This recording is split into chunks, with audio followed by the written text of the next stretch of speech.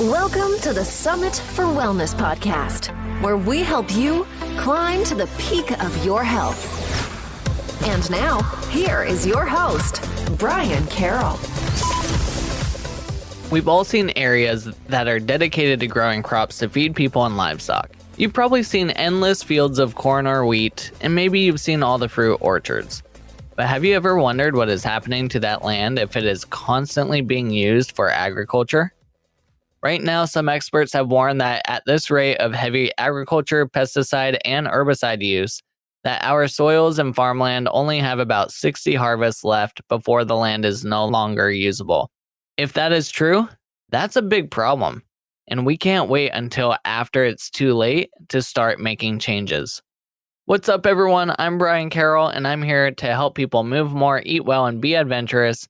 And I have Jennifer Maynard on the show to talk with us about what is happening with our soils and farmland and how we can start to follow regenerative farming practices to make soil healthier. Jennifer has also provided you with a 10% discount coupon plus one free bag of whole bean coffee if you order from her regenerative farm, Nutrition for Longevity, by using the coupon code SUMMIT. So let's jump into my conversation with Jennifer. Jennifer Maynard worked in the biotech and pharmaceutical specialty medicine area for over 20 years. After putting 2 decades of her passion into changing people's lives through modern medicine, she felt her knowledge and experience would be better served focusing on food as medicine. Even though progress has been made with medicine, the battle with chronic illness is being lost. And in order to address this, she founded Greater Greens, a regenerative organic farm, as a first step to bringing this movement front and center and to help focus on the root of our health challenges. Once the farm was fully operational, she co-founded Nutrition for Longevity, a farm-to-fork meal kitting company that focuses on bringing nutritionally tailored meals to the masses direct from her farm. Thank you, Jennifer, for coming onto the show. Thanks for having me. Super excited. Of course, and I would love to dive into your background, especially around the pharmaceutical stuff that you've done for the last 20 years. So can you tell us a little bit more about that?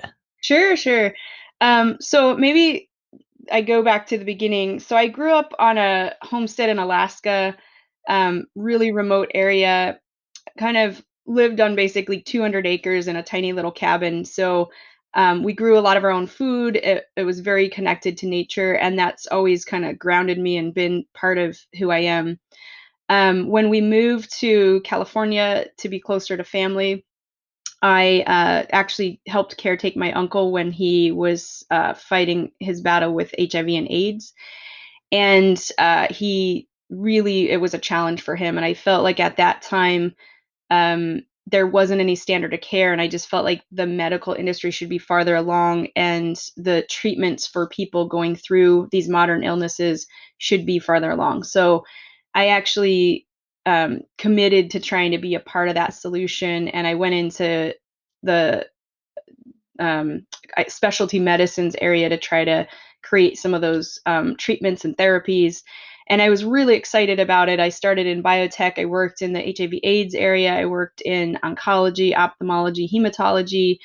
And I feel like as an industry, certain acute illnesses and even certain chronic illnesses in the specialty medicine area, I think they have made major progress. So like HIV/AIDS, where it was in the 80s when I made that decision, we're light years from where we were back then. So that kind of stuff gets me excited. And I think there is a place for modern medicine for those types of things. Hemophiliacs, for example, they can't just eat healthier. They're missing a gene that creates a factor VIII protein, which is part of the clotting cascade, or your blood clotting cascade. So there are certain illnesses that we need to continue to bring medicine forward to help people with these illnesses. But what I found really more and more of as I moved up in my position is a broader view of the overall industry. And I thought, it's great we're making progress in this area, but with chronic illness, which is 80% of it, we're actually losing momentum. We're actually going backwards. This curve just continues to increase, which is really concerning. And I thought, some of the most fundamental things that could be solutions for this, we're not even touching. which is food. I mean, it's one of the most fundamental things is lifestyle changes, and we know a good share of these illnesses can be addressed with lifestyle changes.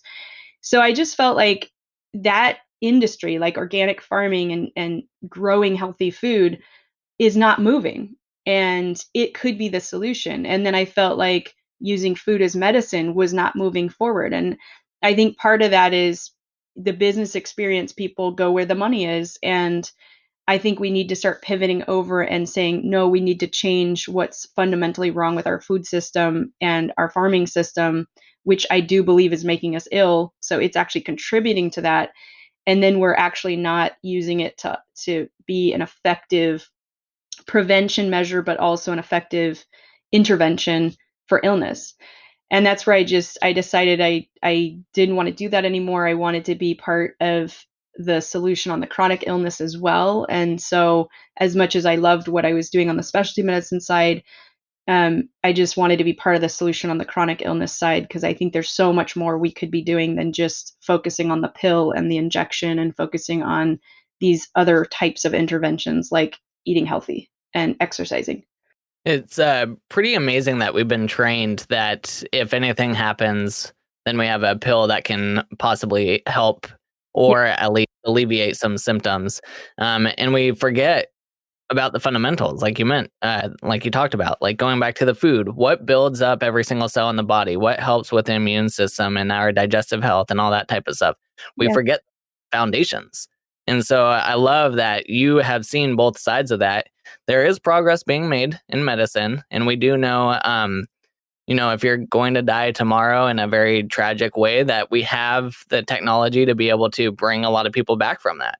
But for a lot of chronic cases, we still haven't quite figured that part out yet. Yeah. So I completely shifted paths and became a farmer, which pretty much everyone I knew told me I was crazy. But I had a few really big supporters and mentors that said, if everyone's saying you're crazy, you're probably actually doing the right thing. So yeah, that was about 3 years ago, and it's been kind of never looked back since, and just been an exciting roller coaster ever since then. But nothing I would change. It's been really um, eventful, but also really rewarding to see what progress we're making. So it's exciting. So when you made that shift, you also recognize that the standard way of farming that we're seeing across the country is also not exactly the ideal situation, which is why you started with the organics, which takes a little bit more work to get into. Is that right? Yeah, so I mean, organic takes time, and we wanted to kind of take it to a whole nother level and incorporate organic and regenerative, which are two, as far as a starting point of a farm, is probably your two most challenging things to combine, because you shift your focus. In the long run, it's not. In the long run, once you hit kind of this equilibrium, it's probably easier, or it is easier. But until you get to that point, which takes 3 to 5 years, you're definitely fighting an uphill battle, and it's expensive. Farming, as when you first are establishing a farm, is expensive, and you have to do a lot of just work to get it going, to get it started. And it's really easy to want to take shortcuts when it's difficult. So, if your beans are getting attacked all of a sudden by Mexican bean beetles, and you're like, oh my gosh, what am I going to do? The first thing most farmers would do, even organic farmers, would be spray it with pyrethrin. And we try to never spray, well, we don't ever spray synthetic chemicals on our farm. So even though that's the easy thing, we first look at what are the mechanical controls. Like, literally, is there a small enough amount we can physically remove them? Is there biological controls? Is there other beneficial insects that are maybe native to the area that can wipe out the invasive species? Because most pests on farms are invasive species. And with 80% of our insect biomass being depleted, unfortunately, the invasive species are starting to outweigh the native species. So part of regenerative farming is building that ecosystem back up and helping it find balance. And part of that's happening above the ground, which is your insects. So you're trying to create these habitats for the healthy insects, and you got to start perennial crops and stuff for that. Those usually take 2 to 3 years to establish. And then you have these homes for your healthy or your good insects, that they can kind of counterbalance the negative ones. but that takes time to establish that ecosystem. And then more than anything, we focus on below ground, which takes time. But when you start seeing that change, it's really exciting because, when you first move on, even if it's been a farm that's been organic, but using chemicals, there's less living creatures, I guess you could say, or microorganisms below the surface, and you don't see a lot of those symptoms. And every year you start seeing more and more life underneath the soil, underneath our feet. And we know so little about it. We know about 1% of what's going on under our feet, but there's still a lot that we're learning and a lot that we do know. And we know that our modern farming practices are kind of wiping out the biodiversity in our soil. And what we also know is that that's critical for the plant and it's critical for its stress coping mechanisms. So we're kind of, in a way, wiping out the immune system of our plants. And that's what a regenerative farm does, is you slowly start to rebuild the immune system of your entire farm, including your plants. And in return, they generate more phytonutrients, and they're really nutrient rich crops that then feed our bodies, and they're healthy for us to eat. So but again, it takes time and effort to focus in those areas. It's kind of interesting that you mentioned the immune system of the plants and the hypersterilization of the soil and how that can reduce the immune system, because that is one of the fears that I have with the current state of the world with hypersterilization and what that's going to do in the long term for our own immune systems. Yeah, I mean, if you look, so the plant holobiome, it's very similar to the human holobiome. So it has all these microbiomes that are part of it. We focus very heavily on the rhizosphere microbiome, which is where the root base of the plant is, and that essentially is the plant's immune system. And it's also where you would kind of say its nervous system is. And in that, when you build up your soil, you also are building up the biodiversity in that rhizosphere. So when you build up soil, you're usually trying to focus on building up soil organic matter, which I look at as a big sponge. So it's a sponge for carbon. It's great for the environment because it can sequester carbon, and we've lost 2/3 of our stores of carbon from our soil. So it's actually this huge sponge that we could be bringing that carbon out of the atmosphere back into the soil if we do it right. So you have that capability. And then water retention is incredible. We used to be at about 11% soil organic matter in the US on average. We're now down to about 1%. So if you Wow. figure this is this sponge matrix that we've just decimated, now there's nothing for water to actually like get absorbed into. So it goes straight through into the groundwater, or it floods into our rivers and then eventually into our oceans and creates dead space.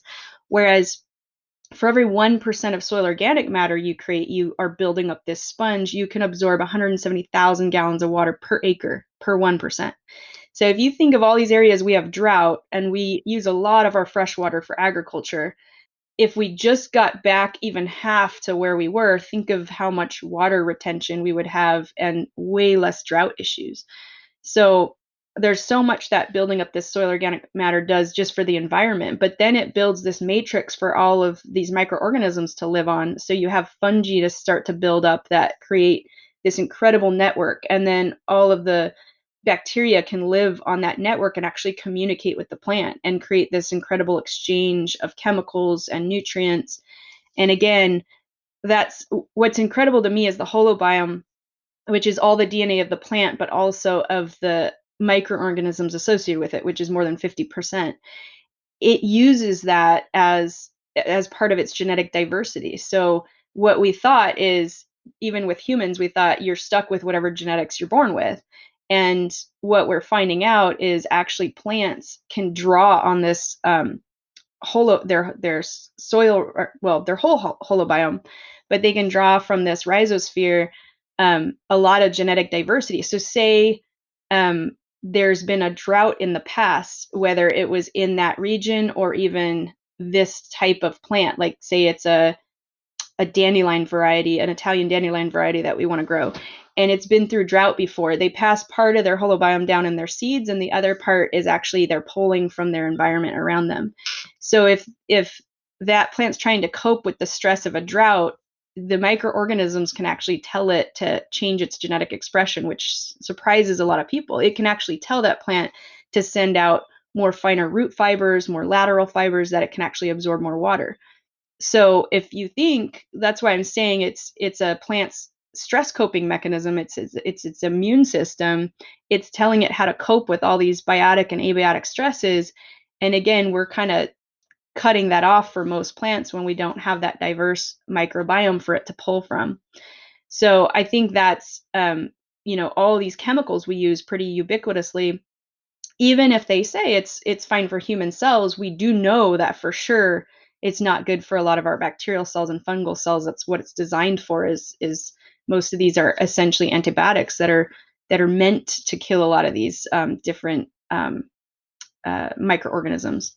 So we're cutting that off, and then we know that plants that don't have that biodiversity also aren't creating as many phytonutrients, because that's what's signaling them to cope with stress. When they're stressed, they create more phytonutrients. And that's now what we call most of the plants with high phytonutrients are what we call superfoods. So they're actually feeding our immune systems, they're feeding our bodies, and we're getting less and less of them in a lot of our the way we do our modern farming.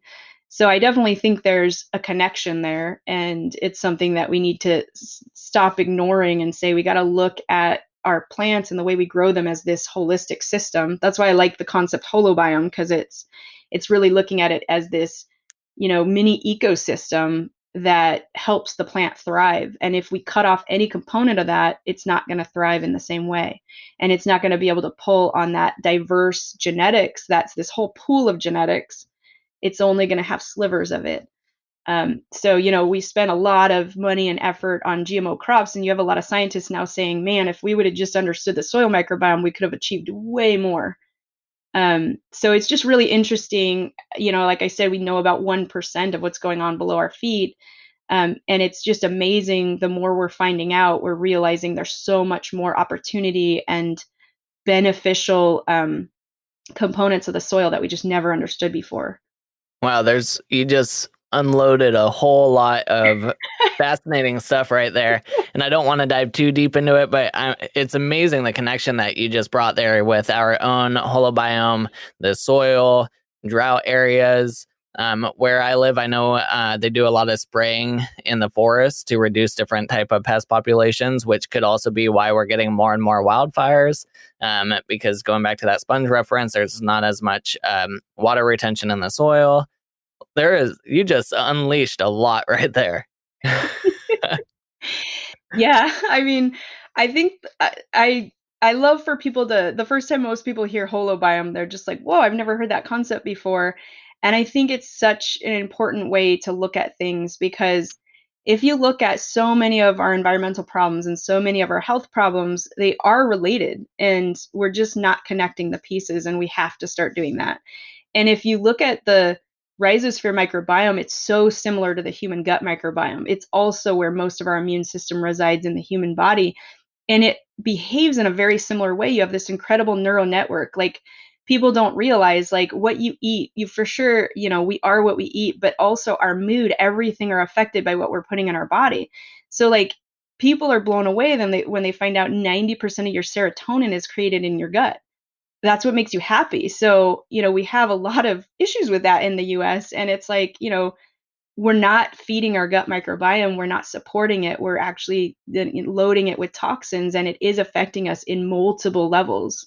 So that's where we think, if we can start by, building the soil back up, and then we can start building healthy food, and then we can start feeding our bodies less chemicals and less toxins, which also some of those we know bioaccumulate in the body. I mean, if you look at DDT, for a long time we were told that that was safe, and still to this day 98% of people tested have residue of DDT in their body. So we know a lot of these things bioaccumulate, and who knows in 10 years and 20 years what we're going to find out, what we're ubiquitously using in the world today, what effects it's going to have. So I think any chemical we got to think about and say, is that really necessary? I mean, so many people say we can't feed the world if with organic farming, and it's just not true. If you look at the yields we get on our farm, because of the way we do intercropping and we use the land in a really productive way, we get incredible yields. And it's interesting because last year we had a really wet year in New Jersey. Well, um, no, I guess it was the year before. Sorry. We had a really wet year, and almost all the farms around us, the conventional farms, their crops were just completely wiped out with powdery mildew. So they had pumpkin crops and squash crops, and we didn't have the same issue. So they, even some of them came up and they're like, man, I spent thousands of dollars on chemicals. I should have just done organic farming this year because your stuff's fine. But we again have that raw water retention, and so it's not just flowing on our crops or sitting in stagnant pools. It's really absorbing and staying in the soil until the plant needs it. So again, it could solve a lot of our issues that we have in the agricultural area right now. And if you look even at the history of farming, it's like cyclical. If you look at the Great Depression, part of the entry into that was the Dust Bowl, and it was heavily revolving around agriculture. And it's directly impacting our food system today because most of our kind of modern food, like our fortified white breads and our fortified milks and all the things that we're now saying, where did this come from? All these, I kind of crack up about American cheese because my great grandfather used to get it from the food banks and bring it and be like, here, we got you this cheese. And my mom's like, oh, thank you. But we got these incredible gifts that came out of the Great Depression. But if you think, it was the first time we faced real mass poverty in the US and food shortages. So the response from the government was, we need to create as much cheap food as possible as fast as we can. So, and we got to fortify or do whatever we can so our children are not malnourished. And then the industry just had a heyday. We had creamy peanut butter out of it. We had the whitest bread on the planet out of it. We had all these super processed foods, and we created a subsidy model that supported that. And it hasn't really changed much since the 30s. And we've just exacerbated it with mechanization, with tillage. I mean, even the USDA is one of the first to admit that tillage is probably one of the most destructive things we ever brought into the agricultural sector. And they're now trying to reverse a lot of that. But it's what's allowed us to have these massive farms and a lot of monocropping for efficiency reasons. And for sure, farming from a labor standpoint is far more efficient if you do monocrops with mechanization. But it's literally killing our soil and turning it into dirt. So we're heading in that same direction. If you look at the Dust Bowl, we created most of that problem. Yes, there was drought, but we depleted the soil leading up to that.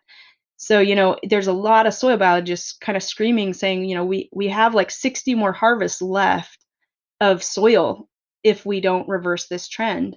And no one's listening.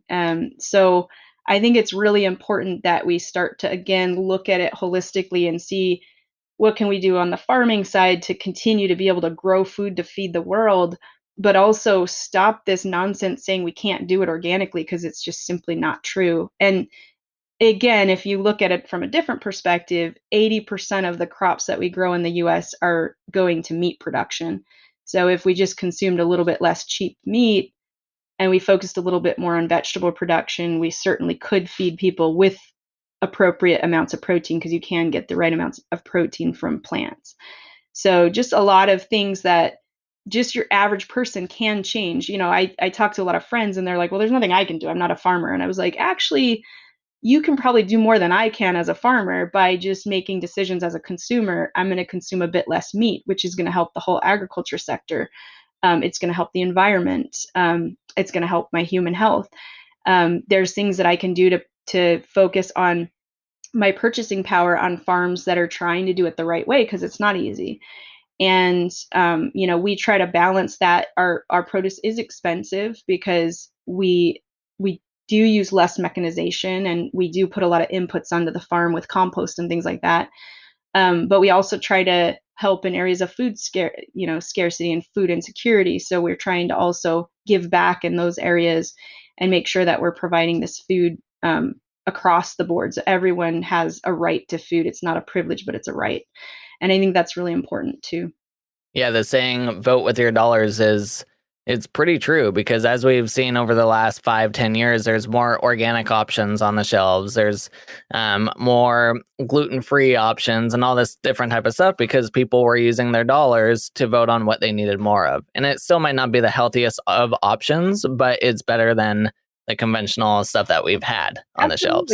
Absolutely. And I mean, what's astounding to a lot of people is even at that, we're still only about a 1% of the farmland in the US is organic. So we got to do a lot more, but I agree it's a great first step. And a lot of farms are starting to see the benefits of regenerative farming. Like I said, there's an investment up front, which it's hard. People are like, well, why don't farmers just move over? Because they can get a 30% premium or whatever they typically say you can get for organic food.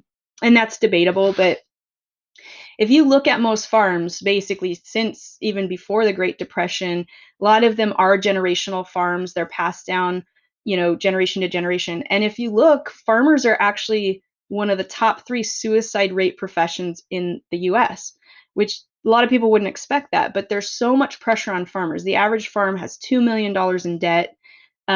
So they're not racking in the dough. They're really struggling to provide food for this country. We've very much undervalued food. We have the least cost per capita of food in the world in the U.S. and the highest cost of healthcare. So something's a bit off there, right? So we've undervalued food. Our farmers can barely feed their families, and it, because of that, they're afraid to make any changes because they don't want to be the generation that makes the misstep and loses the family farm. So they're terrified of making a change and being more in debt. And so they can't make a lot of choices unless somebody pays for that. So you do have companies starting to basically pay up front for transition farms to make this transition. And that's what's exciting to me, is you are starting to see that shift. I think things like carbon credits, which we don't talk about a lot, but it's coming, where farmers can actually get paid for carbon credits to sequester carbon out of the atmosphere so we can start reversing climate change. I mean, they say if we turned every electricity component in the world to solar, it would still take 100 years to reverse climate change. If we just moved 30% of our farms to regenerative farming, we could do it in a matter of a few years. We could start reversing climate change. So that's how impactful it could be. So we need that push. We need that extra effort. And we need companies, I think, like Nutrition for Longevity, that are making the connections. For us, the way we were able to afford it is we had a direct supply chain. So we said, okay, we have the farm and we're going to create an immediate outlet so we can have this ultra fresh food that within 24 hours of us shipping out an order, we're confirming it with the farm, they're harvesting it, we're prepping it, and it's going out the door. And so by doing that, we've eliminated 35% of food waste, which is what the average is in that process of getting food to a consumer. And we've eliminated a lot of middlemen handling it so we can have this ultra fresh food that we pick at its prime. Most of our food we're picking for logistics reasons, like a tomato. The average tomato is 6 weeks old by the time it's in the grocery store, and it was picked dark green and then gassed on location. So it looked beautiful and ripe and red, but it actually was picked very immature, which is why it's firm and tastes like water. So if you've ever grown tomatoes in your garden, or even in a pot, you're like, wow, this is so flavorful in comparison to this. Like, what's the difference? Well, that's one of the differences, is most of our food chain is built on logistics, and it has to be if you have the model the way we have it right now. So just a lot to understand about where our food is coming from and how it's grown. And I really encourage people to start connecting with their food more and understanding where it's coming from, because like you said, all that buying power, there's something behind every company, and there's something that they're either doing good or maybe not so good. Like I said, most farmers aren't doing this malicious thing. They were taught to do this by their parents and all the universities, and that's what everyone's focused on. And now we're saying, wow, maybe that was really destructive, but how do you suddenly turn that huge machine around and change it? A combine for grain crops is about $250,000. So once you've made that Wow. investment, do you just suddenly go, I'm not going to use that anymore? It's a lot to turn around. It's this huge beast that's just going full steam ahead that we need to start to shift direction, and it's going to take time. Going back to the suicide rate for farmers, I'm curious, not only with the financial strain of all the debt that they take on, but since they're working with the fields and a lot of pesticides, herbicides, and going back to the microbiome being impacted by that and the serotonin production getting reduced, if that also influences just their mental health as well. Well, I think I mean, I think a lot of it is the stress and the uncertain. I mean, farming's hard, period. No matter what you're doing, and the thing is, weather's getting less predictable, not more predictable. So the potential for crop loss is really high. And I Mm, mean, at least for me, I have 300 some crops. So if one or two of them fail, okay, I have some extra compost now, but it didn't kill my whole farm. Most farms on in the US on average, a farm produces two crops. So if you figure you got literally all your eggs in one basket. And so crop failure is a huge risk, and one environmental drought or heavy rain and all the things that we're seeing go up could really throw that off, and it does. And so you have massive crop failures happening in different areas that are pretty catastrophic. So they'll buy crop insurance, but again, it's hard to then have a biodiverse farm because crop insurance is more set up for monocrops. So again, their whole system is set up to work with that model. And if you suddenly start to shift it, it's very challenging. So I think that's part of it. It's just they're in a corner and there's not an easy way out, and they're not making a lot of money, and every year it's getting tighter. So that's one mm. challenge. The cost of food doesn't go up with the cost of living right now. So it's really a challenge. And then there's the other side. I do think the chemicals have an effect. They're exposed to a lot. If you look at hazardous jobs, farmers are exposed to a lot of chemicals. It is one of the hazard jobs if you're on a farm that's spraying a lot. Um, so could it be linked? I mean, certainly. And again, if you look at a lot of farmers, they are at the poverty level. There's a lot of discussion going on right now on food insecurity, and that there's a direct correlation with chronic illness and food insecurity. So the question is that farmer even eating their own food, or are they growing, say, a huge amount of corn and it's not even going to human consumption, it's going to feed cows, and then they're eating, 99-cent boxes of mac and cheese that they're getting from the store, and they're not even eating their own vegetables and stuff because that's not what they're growing. So I think there's a lot of factors that play in that. Do I think mental health is being impacted by the food we put in, not just farmers, everyone? Absolutely. Without a doubt, it's affecting us. So you've mentioned multiple times the term regenerative farming, and you keep talking about soil.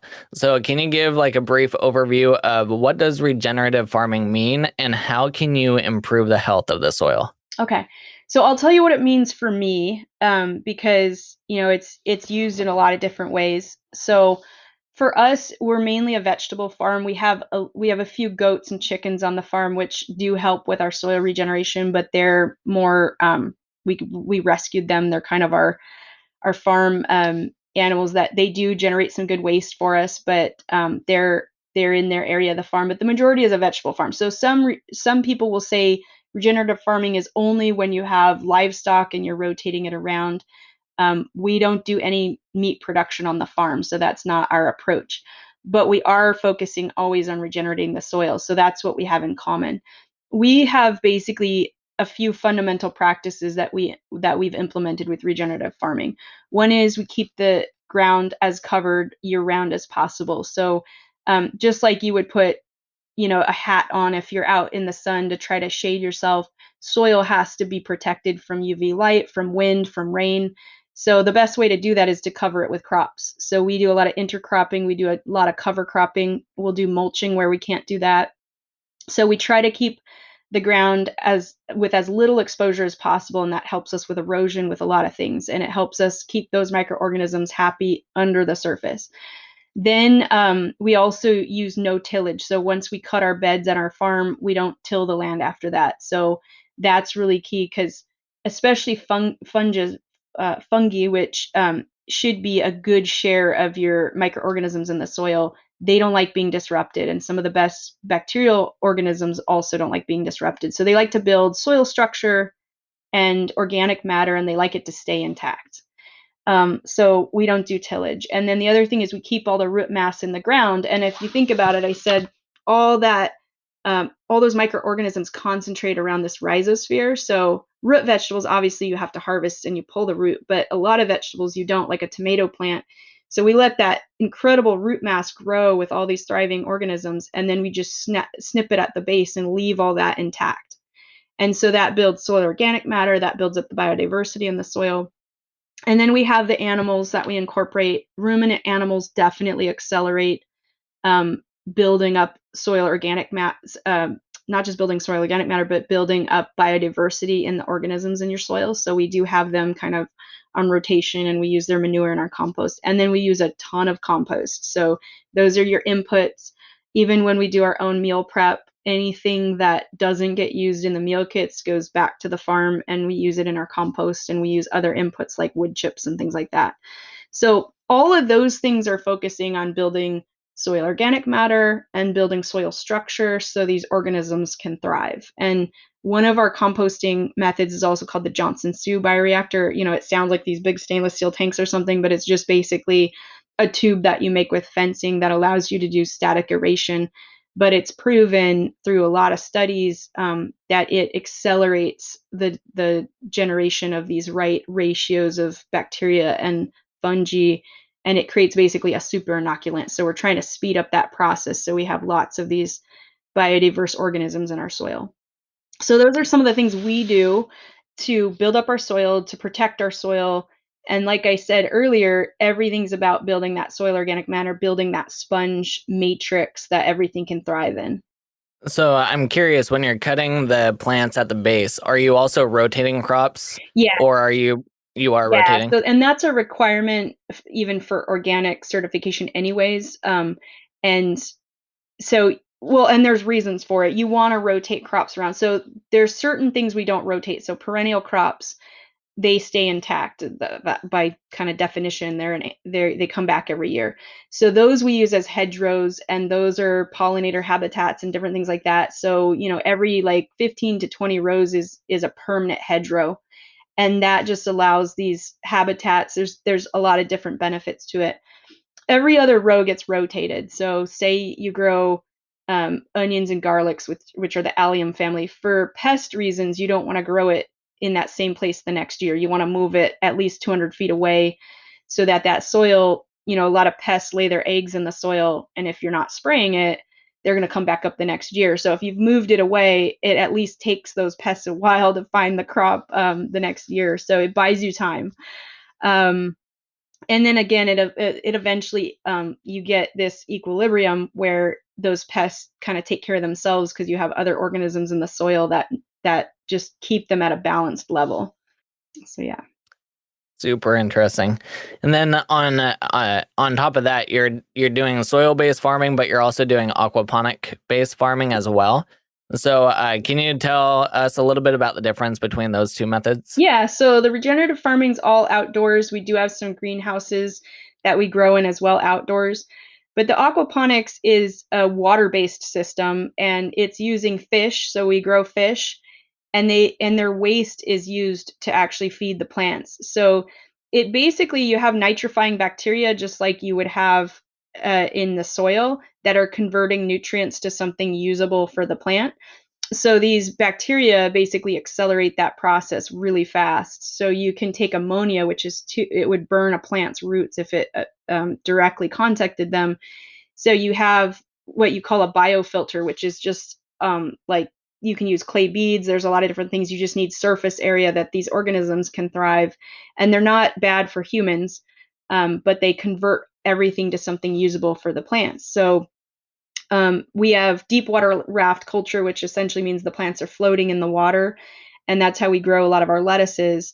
And so they literally are, you're kind of pumping the fish waste through a biofilter, which is like a natural substrate, and then it's going into the plant bed, and they're getting this rich nutrient media or fluid that's feeding the plant roots, and then the plants in return clean the water, and it goes right back to the fish tank. So we use about 1% to 2% of the water of a conventional farm when we're inside the aquaponics facility because it's all recirculated. And it's different than hydroponics, which doesn't use the fish, because hydroponics doesn't always recirculate. They have to build a desalination plant in order to recirculate the water. So the fish kind of do that for us, and they create this symbiotic relationship in our indoor greenhouse. So we grow a lot of our microgreens and herbs and our tomatoes and lettuce indoors with a lot of that practice. We also supplement it with outside But tomatoes in New Jersey, we can't grow year round outside. So we mainly use the indoor greenhouses to do that. In the indoor greenhouses, you're able to climate control better as well, Yeah. and that type of stuff too. Yeah, I mean, for me, I'm really into the regenerative farming, but I do feel like we have to understand um, plan B if things happen environmentally, and that's kind of what aquaponics is for us. Is we need to still develop these. It's actually an ancient technology. It was used by the Aztecs, thousands of years ago, but it's something that we're trying to create some sort of scalable model that's not damaging the environment with chemicals and things like that, but something that could allow us to grow indoors if we ever have to. Because we might, if we keep going down the path and we don't start changing. I mean, again, soil biologists are saying we got about 60 harvests left of crops if we don't dramatically change what we're doing. So that might be our only solution in the future. Um, so that's why, for me, I think it's important to look at alternative options as well. And that's the one that we've selected because I do want to make sure whatever we do still has the lowest possible footprint on the environment. And I think that's the one that for me is solving that issue. So when you say 60 harvests, is that 60 years, or do you harvest multiple times a year? It depends, but that probably means less than 60 years because, a lot of them will have two rotations in there. Like they'll grow wheat and then corn or something like that and do that kind of a rotation. So I would say less than 60, it's probably something between like 45 and 60. I mean, at this point it's in the near future, like it could happen in my lifetime. And so that's what's, I think, really concerning to people is that's not hundreds or thousands of years out. That's pretty close around the corner. And so far we haven't really gained a lot of traction to change it. Yeah, unfortunately, we're a very reactive people. We'd rather wait until it's too late and then try to figure out a solution afterwards. Yeah. It's kind of getting too late though. I'm like 80% of our insect biomass is depleted. We've lost all our carbon stores and we're really in this crisis state with our soil. And it's like I said, I mean, I feel like we're just heading down the cycle with the Dust Bowl, but we don't have a lot of solutions. So, Yeah. Well, if we can, get more of this type of information out there, and hopefully more people can get on board with the regenerative farming, then I think we can start making some really good changes. Because, like you said, something has to change at some point. yeah. Now, you also, with your company, you kind of follow the pillars of longevity. Can you explain real quick what those pillars of longevity are? Yeah, so the one we focus on the most is nutrition. So obviously, if you look at, we work with Dr. Walter Longo. He wrote the longevity diet, and that's what's the foundation of our meal kits. And what I loved about his approach is he looked at the regions of the world that seem to inherently understand eating healthy and living a healthy lifestyle because they live past 100, and they don't just live past 100, they live healthy and vibrant past 100, with great cognitive ability. So he wanted to understand, because he grew up in one of these longevity regions, what is it that drives this? What's so different about their lifestyle that you have, multiple people in your little town that are living past 100. And then in the US, we're struggling with, our lifespan. And actually, it's more about health span because it's, for them, it's that healthy part of your life that you can extend, that vibrant part of your life when you have your energy and your cognitive ability and your mobility. That's what we focus on, is how do you extend that as long as possible. And so he researched for decades what's going on in these areas, and he came out with these exact macronutrients that they all share in common, and different lifestyles in these longevity pillars. So they all eat a mainly plant-based diet with potentially a little bit of fish. So that was something that he said, okay, the diets are very similar if you break them down fundamentally. I mean, yes, an Italian diet is different than a Costa Rican diet in the different regions. But if you look at it at a macro level, what they're consuming as far as nutrients, it's very, very similar. And they all consume legumes as their main source of protein. So he looked at that and he researched what's going on behind that. And then he also saw they have routine fasting regimens in their diet. So they do prolonged fasting once or twice a year, and then they do intermittent fasting, not the extreme ones that we see, but a circadian rhythm intermittent fast, which is just a 12-12. Basically think you stop eating when the sun goes down, you start eating again when the sun comes up. and they allow their body to get in a rhythm. In the US, we don't really do that. We have food and entertainment and everything around us 24/7. So we never are letting our bodies have that cycle where it decompresses and it detoxes, and more than anything, where it has cellular regeneration that's happening. And if you look at the aging process, it's essentially, think of a rope, your DNA strands are kind of unraveling at the ends. When you're allowing your body to actually recuperate and regenerate, it goes in and it says, okay, that one is too damaged. We have to destroy it because we can't repair it. It's irrecoverable. This one can be repaired. We gotta braid those edges back up. And we're not letting that happen. So we just keep unraveling. And so when you do a prolonged fast, you have a very deep cellular regeneration that happens. And that's where even a lot of religions had prolonged fasting in their diet, and he designed a mimicking diet that allows you to do essentially a 5-day water fast and get the same benefits, but with limited food, so you have less side effects. And then we always recommend, because we're kind of on the feeding side of things, to do a circadian rhythm daily, which just allows your body to get into this rhythm, and it allows your cortisol throughout the day to wind down, so your stress levels are winding down, and your melatonin to come up, so you get a deep sleep and you get that good cellular regeneration. If you look at in the US, we have a lot of sleep issues. Part of it is not letting your body get into a rhythm. So that, it was a key component. And then active lifestyle, you see these 100-year-olds, they're still dancing, they're still cooking meals, even things like all of our automated kitchen equipment. You figure you're burning calories just chopping vegetables and stuff like that, and we automate everything. So they do a lot of these things. They walk to their garden, they pick their produce. It's not that we're running a marathon every week, but they're just doing constant daily activities that are keeping them active even as they're older, and they don't stop doing it. They all have their chores and they keep doing their chores. And that's really key. And then they have community, so sense of community where you're supporting each other and you're asking, how are you feeling today? Oh, you don't look so good, you should go see the doctor. So their health is more proactive based on this community support system that they have, which helps them encourage each other to eat healthy and live healthy. And then they have a sense of purpose. They really are, they a lot of these areas, the people that live the longest are really mission driven, so they have a purpose behind what they're doing and they want to fulfill that purpose in their life. So those are kind of the key things that make up these longevity regions. Um, Obviously, a big piece being the nutrition, which is where we focus, but also these other lifestyle pillars that round it all out, to build these incredible longevity regions. So that's what we try to kind of bring to the table with our meal kits. Awesome. Well, is there any final things you want to talk about in regards to regenerative farming and soil health and all that type of stuff? I think one thing I always encourage people to do is, even if you're in an apartment, you don't have a lot of space, I really encourage people to try to grow something so they can reconnect. 98% of the US in the 1800s were farmers, less than 2%, barely 1% now are farmers. So we're so disconnected from our food. How is it grown? What should it taste like? So I encourage people, just grow herbs if you can, or microgreens, or if you have a patio, grow a potted tomato plant, just to connect with the soil and the plant. We've lost so many of our connection points with food, and even the pre-digestion. When you go pick tomatoes and you make a tomato sauce and you smell it and you touch it, you're already pre-digesting your food, and we just wolf down our food. We use tons of artificial colors and sweeteners and flavoring.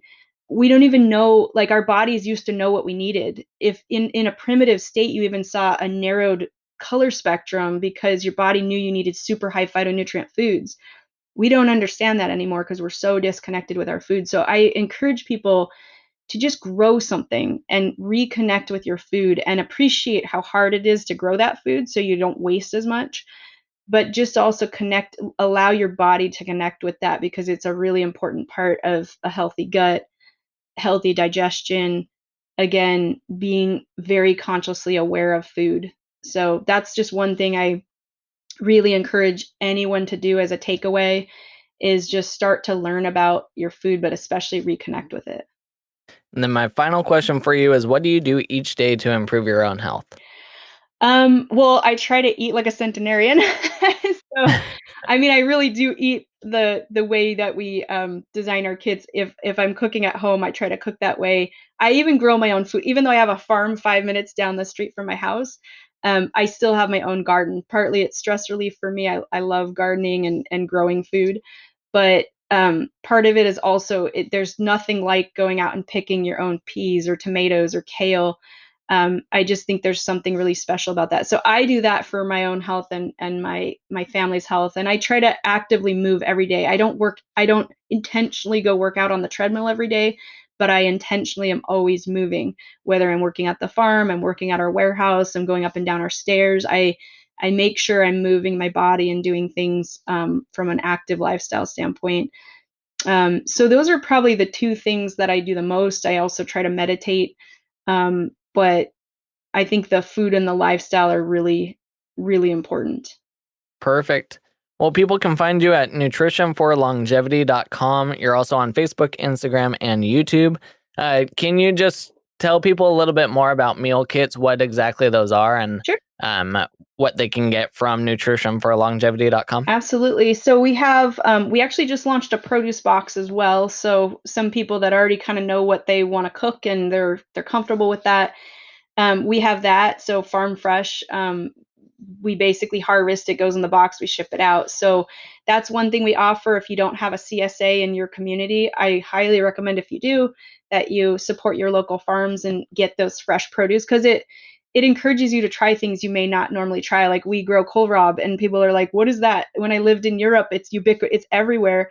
Whereas here, people just didn't know what it was. So we give people recipes like, this is how you actually can chop this up or saute it or do this. So that's one thing that we offer. And then we offer meal kits. And in about a month, we're launching ready-made meals as well. So we have kind of the full spectrum. You just want the clean vegetables and you do all the work yourself, or I don't want to do anything, I just want to eat healthy, and everything in between. We also have organic coffee and olive oil, just to kind of supplement. Our coffee has over 2 times the phytonutrients as blueberries. So, coffee doesn't have to be this like negative indulgence. There's actually a lot of health benefits to it if you drink clean coffee. It's one of the most pesticide ridden crops in the world if you don't have it farmed properly, but it can be extremely nutrient rich and beneficial if you buy the right coffee. So we actually just added that to our lineup as well, so people can start the day with the right energy and nutrients going to their body, and then feed it throughout the day with all the food. So yeah, that's kind of the stuff that we offer. We do some lifestyle education and programs as well. So even if you don't buy our kits, we have a lot of recipes and information as well. Awesome, Jennifer. Well, thank you so much for coming on to talk about this topic. I've had a few people on to talk about different styles of regenerative farming, and I just love being able to chat with you and learn a little bit more and see all the differences that people are doing. But, everybody is improving the soil and improving the types of food that people can get. So thank you so much. Thank you. As you can see with some of the episodes we've had lately, there is a way to regenerate the soil and start to take care of the land that we grow food on so that we can continue to feed the planet. We just have to continue getting this type of information out there so more farmers start to make the change. As we have seen with the organic industry, the best way to push for change is to vote with your dollars. And when companies notice people are wanting different and more sustainable options, then they will start to make the changes to make that happen. And speaking of voting with your dollars, you can get 10% off your order plus a free bag of whole bean coffee from Nutrition for Longevity if you use the coupon code SUMMIT. You can go to summitforwellness.com/120 to find all the links to her site. Next week, Master Mingtong Gu will be on the show. Let's go learn about Mingtong. I am here with Master Mingtong Gu. What is one unique thing about you that most people don't know? I'm a pretty shy person. Most people don't know about me. I can be very open, very social, very passionate, but deep inside me, I'm pretty shy, kind of introverted, and also kind of hermit. I want hiding myself in the cave most of the time. And what will we be learning about in our interview together? And we're going to learn about the ancient tradition of wisdom healing qigong, the possibility, the true benefit of transforming your life, including your health, physical, emotional, mental, spiritual, and truly fulfilling your full potential, even at this challenging time, as a gift, as awakening, as a healing process. And what are your favorite foods or nutrients that you think everyone should get more of in their diet? I like soup, all kind of soup, mixed soup, stew. Occasionally I use meat, but most time is vegetable. So I love a good cup of soup, all season pretty much. Yeah. In your soups, do you put medicinal herbs in there as well, or no? No, simple. Mostly just original flavors. And then what are your top 3 health tips for anyone who wants to improve their overall wellness? Most importantly, keep your energy moving. Secondly is really become not only more aware of the stress of your body, but discovering a way of releasing stress every day basis, no matter what's happening in your life. So you can truly make a difference for your self-care, self-healing. And the third is really connecting with your purpose, continuous discovering the deeper purpose of life, and especially in this giving time of challenge and crisis. Often we feel meaningless, feeling lost, feeling confused, or feeling depressed. But keep asking that question. What is the meaning of this life? What is your purpose on this planet Earth as a human being? I think eventually we'll discover new connection, new meaning for your life. I think all of us are dealing with a lot of stress these days, so you'll want to check out